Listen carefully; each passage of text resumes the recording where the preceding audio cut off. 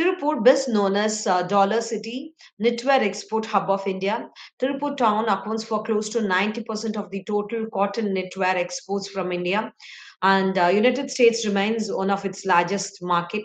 Due to various changes in the tariff introduced by US President Donald Trump, there's a lot of chaos and confusion in the export hub. We are joined by Mr. Kumar Duraisamy. He's a Joint Secretary of the Tiruppur Exporters Association. Hello, Mr. Kumar. Welcome to the show. Hello, ma'am. Mr. Kumar, can you tell us what's the scene on the ground? Because the US Supreme Court struck down the reciprocal tariff introduced by President Donald Trump under the International Emergency Economic Powers Act. He imposed a temporary 10% global tariff under the section of the US Trade Act of 1974. This is a surcharge, and he also threatened to raise this surcharge to 15%. So, what's happening on the ground with all these changes in the tariffs? Now it is 15% of surcharge or tariff, whatever the nomenclatures they keep. Now it is going to be 15% across all the countries. So when you take it as a uniform surcharge for all the countries, we are still in the competition. We are still in the competition, and we don't have any challenges for the moment. And for sure, in March, if the bilateral agreement is being signed, and if we get that zero duty access on whatever the cotton we import from US, that is going to be again a game changer. That will again add value to whatever the business that we are now handling. And the tariff has been withheld, and I think 3 or 4 days, or 2 or 3 days before, the customs have got the notification. The US custom has got the notification that no further tariff will be imposed on all the importing goods effective that particular day. I'm not sure about the date, and we don't have any clarity on this 15% imposed so far. Maybe we'll get a clarity in a day or two. Do you think this will impact your competitiveness with the major competitors like Bangladesh, Vietnam, and the tariff will increase the cost beyond the pre reciprocal tariff level? When he came to power for the first time, he has imposed the same kind of tariff with China. It was called as an US China trade war. When that trade war was happening, a lot of buyers who are new to India, who wants to ship their source from China due to the challenges because of the tariffs, they started eyeing on India, and particularly Tiruppur has got a lot of benefit. New customers have came to Tiruppur, and they have been doing a very good business, and the relationship was very intact. Because of this tariffs which hit us by August, but still all the customers, all the importers wants to work with Tiruppur, particularly with India, because our strength are compliance factories, uh, delivery schedules, response, the communication, as well as the competitive price and the lead times. So these were all comfortable with all major of the US buyers working with Tirupur. So they just want that, just they don't want to change their sourcing destination, and like us, they were also waiting for this tariffs to be withdrawn, or tariffs to be reduced, or tariffs to be negotiated. And 2 weeks before, when we got this first framework of reducing the tariff from 25% to 18%, and cutting the tariff on the oil, Russian oil imports for another 25%, which was taken well by all our importers. And the same day of this announcement came, they started sending us inquiries, and they started planning to lift the goods which has been kept on hold due to this huge tariffs. So these were all positive signs for India, not only for India. It is a positive sign for Tirupur also, and this positive sentiment will continue as such. So, do you see a big change now? Because initially, in the month of August 2025, there were a lot of confusions about the tariff and the kind of the tariff which was imposed on many exporters, the small exporters. Some of them were forced to shut down, and some of them have to lay off their employees. So, what is the scene looks like now? So to be very honest, when this tariff came, the industry was in a shortage of 100,000 laborers. So when this tariff hit us, whichever the factories that has gone on no work or which has gone on 50% capacity down, the workers has been absorbed by the factories which have full-time working with other major markets like Europe and UAE. So there is no big disruption in the labor side as well as the management side also. See, madam, for an MSME or for any business, being established with the market and creating an ecosystem and taking bank loans and establishing a labor base, it is not easy to us to wind up immediately. Either we have to wait for the good news from the US and Indo talks, or we have to look for the alternate markets, which all the exporters started doing. Very, very fewer number of factories were in the verge of taking a decision to shut down, but still they also been saved by the recent announcement by the Indian government and the US government on the first framework came.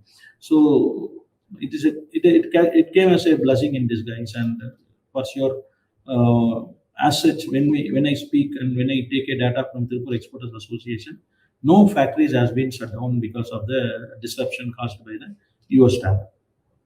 Okay, I understand. So there's not much of a dramatic shift, but there were some layoff issues, kind of, and that is being sorted out. There was a pessimistic feeling along with the laborers, along with the management staffs, along with the owners also. Like cat on the wall, we were most of the people who are working only exclusively with the US markets and doing volumes. They were totally kept in abeyance, and they were completely, you know, uh, in a stress mode. But on the ground, when I explained you earlier, also we cannot able to shut down immediately and close all the ecosystems, which is very difficult to rebuild. That is why they started hanging around, and by the time government also supported with 20% loan on the US exposure, that has also supported the units to sustain their operations. And by this way, this new announcement came. So everybody is now back to square one. Okay. So, do you think some exporters have started diversifying their orders? What are the options if at all an exporter wants to diversify, not just cater only to the US market? What are the options before them, and how useful when you compare it with the US market? So when you compare with the US market, the volume of business the US importers gives cannot be given replaced by any other market. But at the same time, a volume of order that has been given by one importer has to compensated by at least three importers or retailers from Europe. That is the scenario. At the same time, with this kind of risk, what we have faced now, it is a lesson learned, and by this time most of the factories exclusively doing only for the US market. It is an alarm bell for them. So they started again looking into they want to de-risk USD, not completely, but to a certain extent they want to de-risk US and improve their market share with the other parts of the country, world, like Europe, UK is there, Far East people are there, and a lot of emerging markets are there, and they started concentrating on those markets. Okay. Mr. Kumar, after the Supreme Court struck down the tariffs, but there was the court says it's illegal, but there is no clarity on whether this would. There is no clarity, no promise on whether this would help exporters like you to get refund. How do exporters like you view this? Madam, when you boil the milk and when you allow it to spill, will it again go back to the vessel? No. So that is the answer on the tariff refunds. I don't Okay. think that importers will able to return back the your tariffs. But at the same time, they may support with the good volume of business. Maybe they'll double the volume, or they may give at least 20 or 30% more volume. But few Do you think? ethical and Yeah, do you think no, seeking refund would affect the trade relationship with the export companies? For sure, because the demand, the factories, lot of factories are now running out of orders, running out of They have huge capacities and they have to fill the capacities. And we are not in a choosing side. We are in the receiving side, and whatever they dictate, and we have to abide by that, but not fully. But at the same time, there are ethically and morally driven importers who may support in giving the refund, or may they increase the price levels for the current new orders to compensate on all the tariffs that the exporters have shared. As such, Okay. it remains muddy. It remains muddy. Maybe in another week's time or 2 weeks' time, we'll get a clarity on this. Okay. So, so far, did you receive any help from the Indian government in giving clarity on this new tariff system?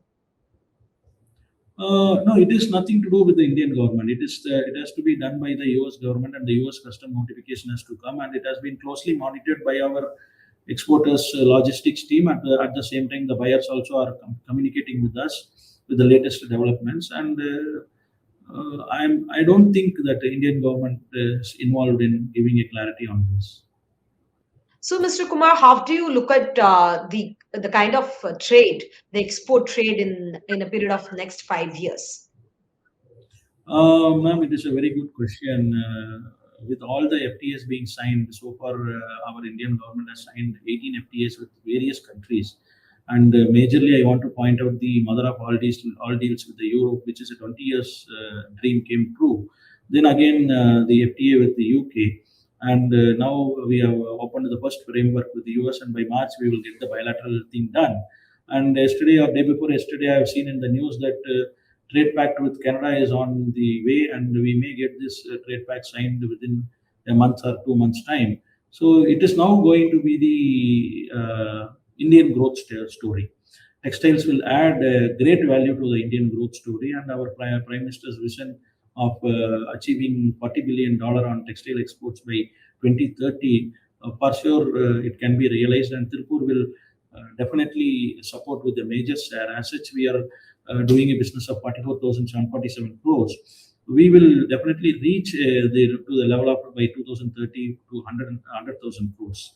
I should say next to 20 years, with the youngest population evolved as in the world, India is going to rule the textile exports, madam. We will grow leaps and bounds in the coming years. Fine. Thank you.